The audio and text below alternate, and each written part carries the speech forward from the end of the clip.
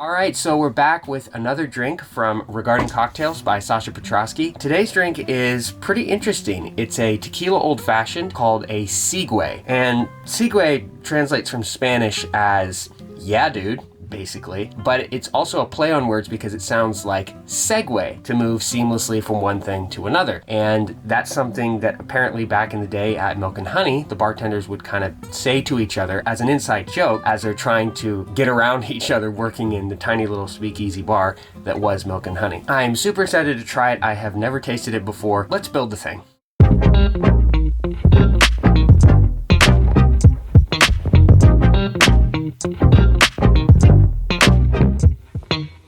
So, I've explained the inside joke regarding the naming of this drink, but the book doesn't really tell us how the joke relates to this cocktail.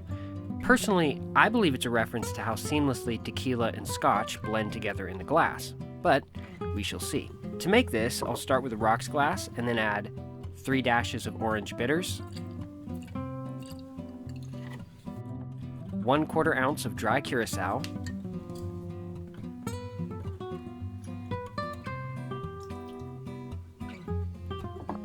2 ounces of tequila reposado,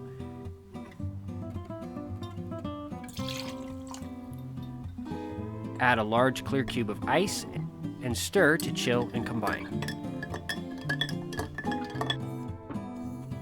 Finally, add a 1/4 ounce float of Islay whiskey right on top.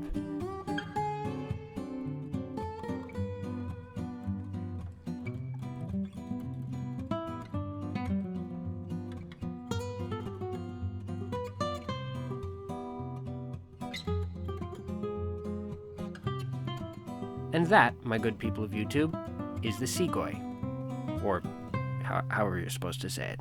All right, well, it is the moment of truth. Time to find out what this drink is all about.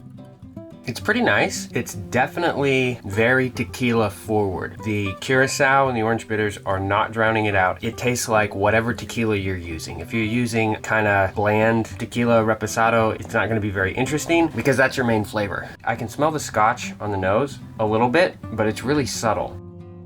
Yeah, it tastes like tequila. It doesn't just taste like plain tequila, obviously it's not, but the sweetness from the curacao and the orange from the curacao and the bitters, they sort of round out the flavors. They give it a little bit of a floral quality, and it makes it taste like the tequila is just more floral, more interesting, rather than mixing something. It's very refreshing. This is probably the most refreshing old-fashioned I've ever had. It's also not very sweet, which I think is important if you want something to be like a hot weather cocktail. There needs to be at least a lot of acidity to cut through sweetness, or just a low sweetness level. Maybe that's not fair considering that tiki drinks tend to be pretty sweet, but I think for something like an old-fashioned, this definitely fits the bill for a real hot weather kind of thing, a tropical old-fashioned. It doesn't carry the flavor punch that something like a bourbon old-fashioned or something like that is gonna have, but I don't think it's meant to. It's light, it's floral, subtle flavors. It definitely doesn't just taste like tequila in a glass. If you're wondering that, it doesn't taste like that. It is way, way more palatable than that would be. The sweetness really rounds off the edges of the tequila. The orange really complements the agave, and the smoky notes from the charred barrels that they aged the tequila in. The Islay kind of just bumps that smokiness up a little bit. Not enough to make you think you're drinking mezcal, but yeah, this thing's pretty good. If you like the idea of an old-fashioned, but you're not a whiskey drinker, this might be a pretty good alternative. You know, it's definitely easy to drink. I mean, look at how much I've drank this thing down already.